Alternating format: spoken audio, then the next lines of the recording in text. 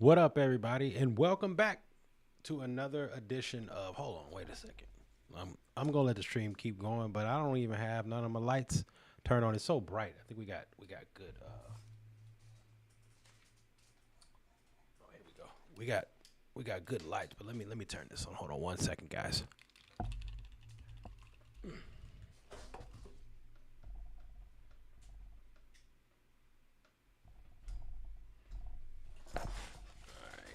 Okay, here we go.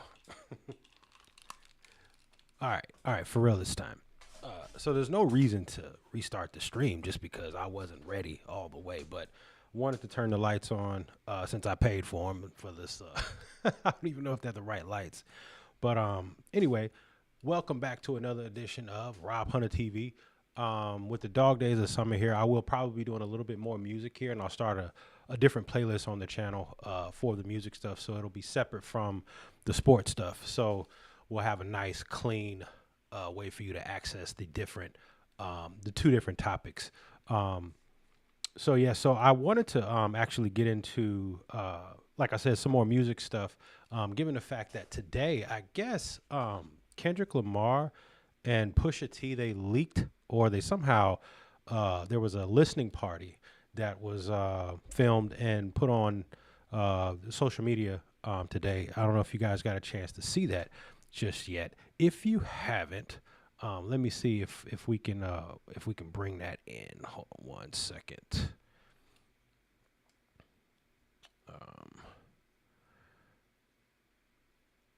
All right. Oh, you know what we'll do? Why don't we access it this way? Yeah, and so it seems like Kendrick Lamar and Pusha T are still seemingly mad at Drake a year later from the beef. Um, and and Pusha T seems to be mad at everybody. Pusha T seems to be mad at not only Drake still, but also apparently he's angry with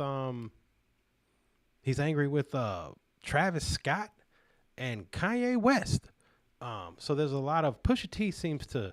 I don't know if it's on purpose, but he seems to be a one trick pony as it relates to. He's got maybe two tricks, right? It's crack and beef. It's just crack, beef, and a whole lot of anger. Pusha T seems to take himself super serious, and I don't know. Maybe he is a serious guy. Maybe he's a guy that you don't want to mess around with. But for how long you gonna be upset, man? You didn't had a great rap career. You're mad, but you're mad. Every interview is anger, and maybe that's the trick that you have perfected in order to gain interest. Obviously, the biggest moment of his career was the beef with Drake, as it is a lot of other artists. Kendrick Lamar, same way. The biggest moment of Kendrick's career came by way of a Drake diss, and so I guess maybe that since they have that in common, they thought it best that they team up. So, and I know that I keep saying Pusha T, but I guess it's Clips. But I don't even know who the other guy is. Like, I don't even know what his name is or what his verses are, because he just chills. It's kind of like they're a group, but it's Pusha T, ain't it? It's kind of like the Locks, and I know people get mad at me for saying this, but I don't know who them other dudes are. I know Jadakiss, and I just recently, like a month ago, realized there's some gentleman by the name of Sheik Louse, which is probably why I don't know who he. Because that's a terrible rap name, Sheik Louse. Sheik Louse. If I'm not pronouncing that correctly, please let me know.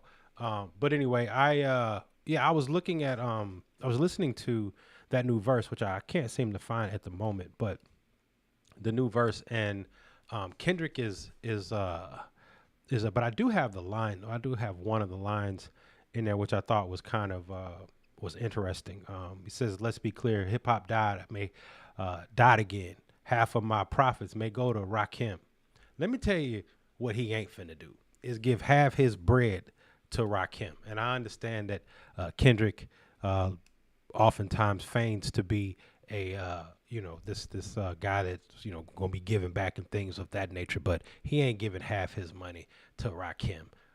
But I thought that I thought that line was pretty. But he always knows what red meat to throw out to his fan base, and clearly saying that you would give half your money to Rakim would play well. Now, if we fast forward 60 months from now, 5 years, and we find that he ain't giving Rakim nothing. If we interview Rakim and says, "Hey, I haven't even met Kendrick Lamar," I'm sure that line will hit hollow in a whole different way.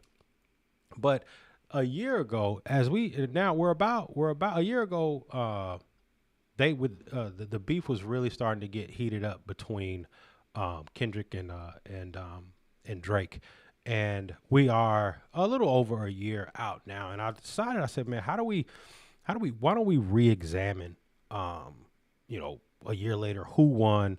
How did you define the winner? I guess it depends on what you consider a win. I think for Kendrick, it was definitely a win, all the way around, for the most part.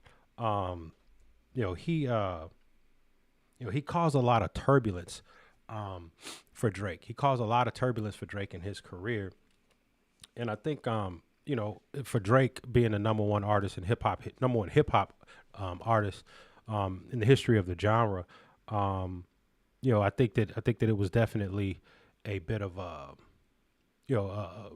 unexpected turbulence. I would say that the strategy that Kendrick implemented seemingly was to try to dethrone the number one artist, the number one hip hop artist in the world, and he did it for a month or two. He did do that, and so and it was an effort, I guess, to gain clout. I mean, that was clearly the to gain clout and earn commerce. And if we're talking about what is the point of creating music, for the most part, people want to gain success and they want to create commerce.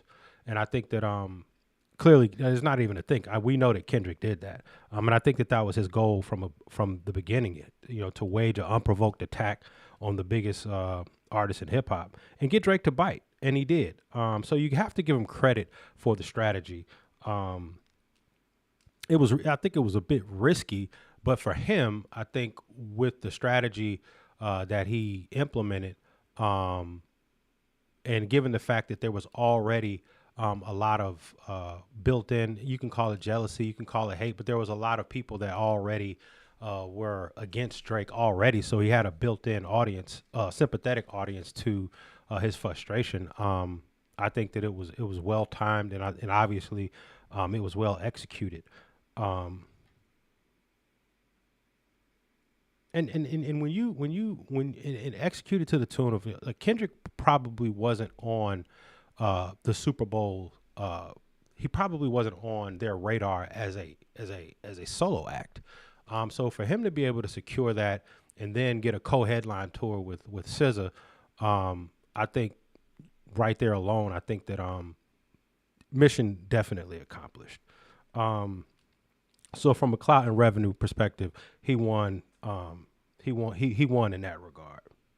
And I honestly don't think that it was about anything more than that. I don't think that Kendrick was trying to protect the culture. I don't think that he was trying to somehow rid Drake out of hip hop.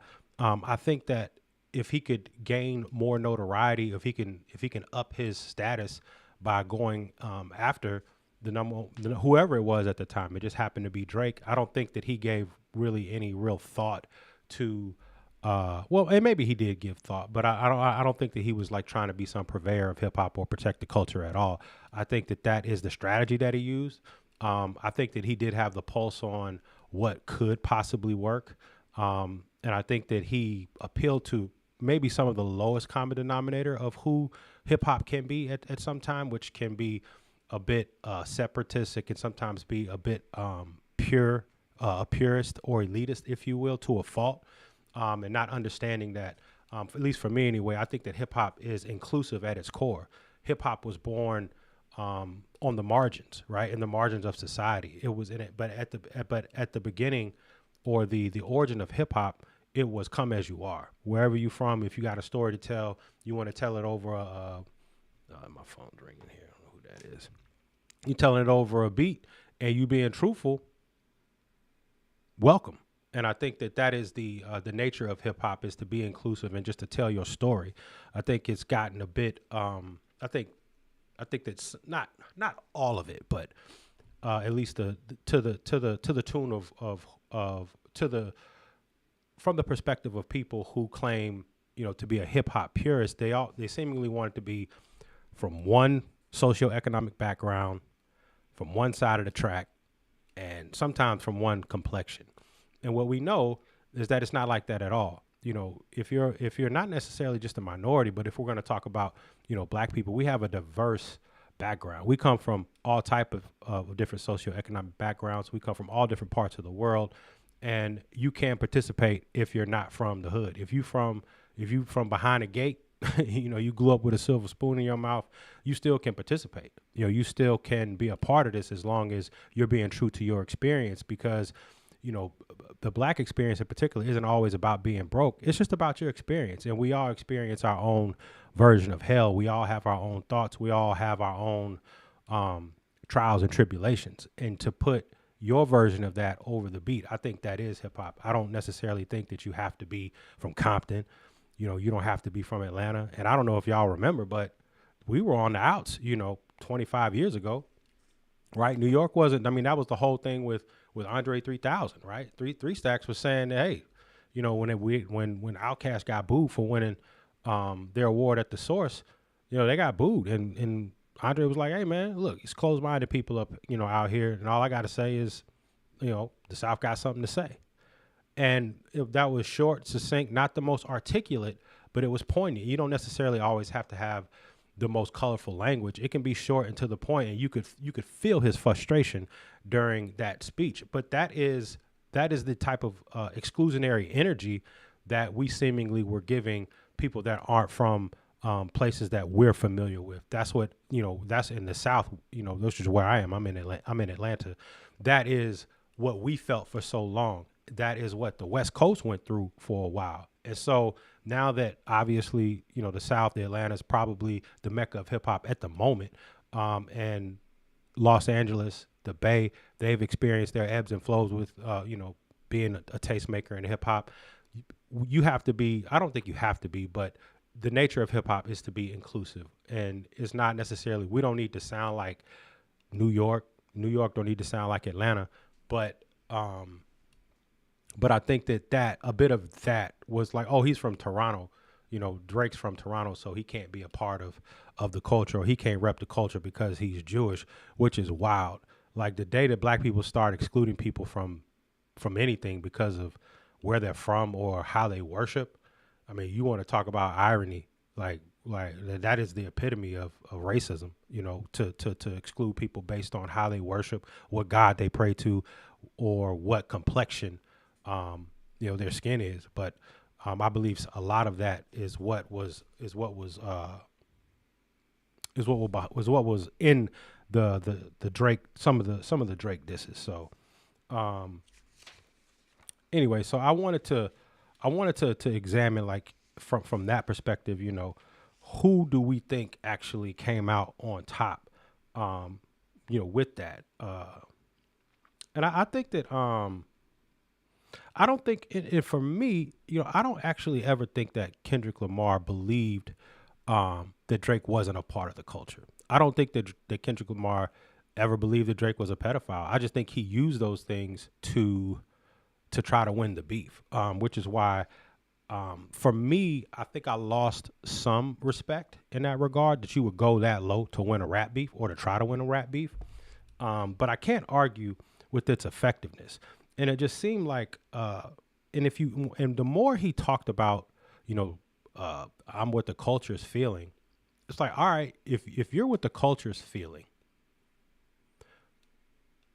then you would have to explain to me, is the culture feeling you doing songs with Maroon 5 or Taylor Swift? Is that the culture too? Because Drake ain't done that. And so when you start talking about what the culture is actually feeling, are they holding Kendrick Lamar, to the same standard? The executive producer of his last album was Jack Antoff. It was this dude right here. Like the dude right there holding, I don't know what that is. It's Shirley Temple next to Taylor Swift. That's the dude that executive produced Kendrick Lamar's last album. That's him right there. This is who like hip hop savior is said that's the guy right there. And I'm not saying that he can't be a part of hip hop. I'm simply saying the guy who's claiming that Drake ain't a part of the culture, this guy can't be your executive producer. That's all I'm saying. That's it. That's all I'm saying. So if Drake is pop, then what does that make your music if this guy's producing it? Right? I mean, you got Drake. Drake ain't submitted his music to the Grammys for 5 years based on his treatment of black artists. He has stopped submitting his music for Grammy consideration. But Kendrick there, every award ceremony he's there. He's got all the Grammys, right? And but Drake has come out specifically for his treatment of the NARAS, National Academy of Recording Arts and Sciences, which puts on the Grammys. He's come out against them vehemently, talking about their treatment of particularly hip hop and black artists, and he has stopped going to the Grammys. He has stopped submitting his music to the Grammys. But Kendrick, and I'm not saying he has to. What I am saying is that if we're looking, you would think, given their two resumes, that Kendrick had Drake's resume as far as like being outspoken, and Kendrick had Drake's resume. And so when you look at let's take it a step further. When you look at the Super Bowl, Kendrick was all about Cap till the Super Bowl came calling. The Super Bowl came calling.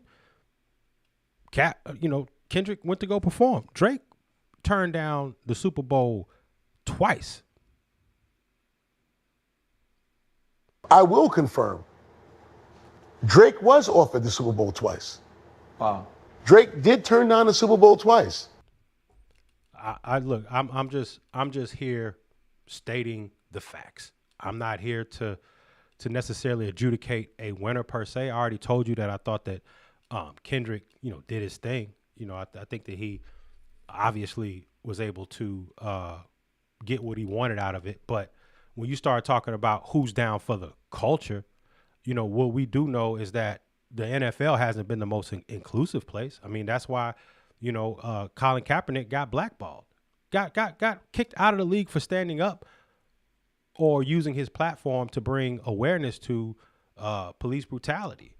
And you were standing with Cap until that call came. But Drake's the one that turned it down twice. Drake's not showing up to the Grammys. And so when you look at what the body of work actually is, you got one guy that's seemingly putting himself in that is not necessarily taking advantage of every single opportunity based on principle. And you got another guy that's like, hey, sign me up, whatever offers y'all got, sign me up. If we take a look at also, even things like inside of his music, we check out, on N95, he talks about taking off the Chanel. Take off the fake. He talks about taking off the Chanel. He talks about taking off the designer.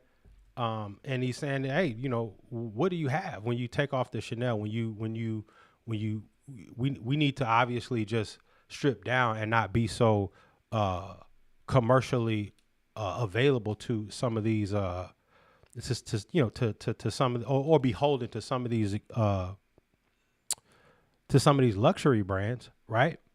And yeah, that's there, and that's true. But when you look at what when Chanel came calling, he became the new brand ambassador.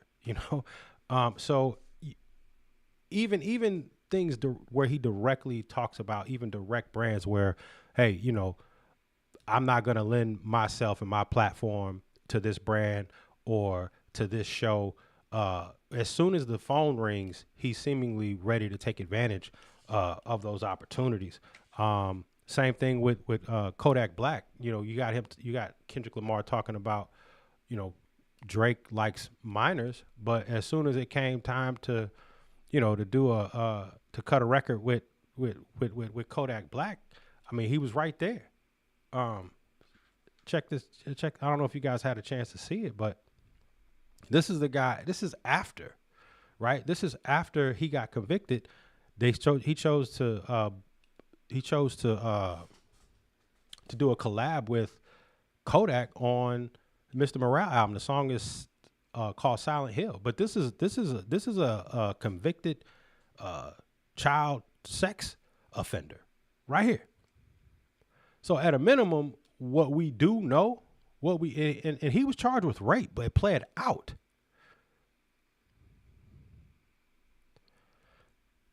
So what we know is it's not at a minimum he can't be a child, a child advocate against child sex crimes. We do know that. We have to know that. I mean, when you look at his stance against Spotify, where he threatened to remove all of his music. He threatened to remove all of his music if they took R. Kelly's music off. Like, that happened. And so when you start talking about A minor, you start talking about, Drake Like I'm Young. But when you've had the opportunity to take a stand against, take a stand for children, against sex predators, you went the opposite direction. When it came time to like you didn't need to do that record with Kodak Black after he was convicted. You didn't need to do that, but he did. You didn't have to come out and say, hey, if y'all take R. Kelly's music off of Spotify, I'm taking all of my. That's direct defense and support of people who have already been convicted of crimes against children. So, well, I guess what I'm saying is that if you like Kendrick, that's fine, but also understand within side of that support, within side of messing with Kendrick, that there's a bit of a contradiction, if you will, on what he say and what he actually does. And if you're okay with that, that's fine. But a lot of people who support or like Kendrick Lamar, they claim that he stands for something, and that something being, some Pan-African, morally, the moral compass is properly calibrated. But when you look at the actions versus the rhymes, it doesn't necessarily always match up. And so I think for me, when at least when I bought on to when I hopped on the Kendrick Lamar train, because I was a fan of Kendrick Lamar, it felt like he was projecting something that was greater than commerce, that was greater than commercial viability. But it seemed like, obviously, through this particular exchange and back and forth, that hasn't necessarily always stood up to the smell test, if you will, or passed the smell test. So that is how I feel about it from that perspective. So now as we start to turn the page and look at the Drake side of this, I think that for me, when you look at Drake, he's been able to create a whole entirely new body of work. Obviously, the Sexy Songs collab album with Party Next Door went #1. So he's already been able to create new bodies of work that have been post-beef, that have had success. And the wave looks like it's starting to build more now. People are looking forward to, a lot of hip hop people are looking forward to I believe it's the Iceman album. But when you start to look at the wave that he's creating, or the waves that he's creating now, they're not even mentioning, they ain't even mentioning Kendrick nowhere. Whereas Kendrick at all the shows, this new record, it seems to be very much this Black Air Force One energy. Like, I'm angry, you angry. But when you look at Drake and the energy he creating,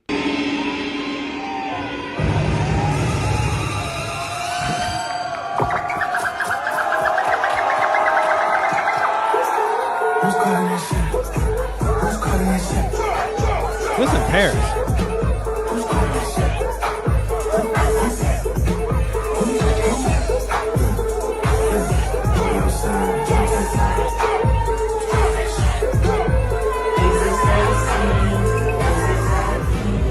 Don't it feel good?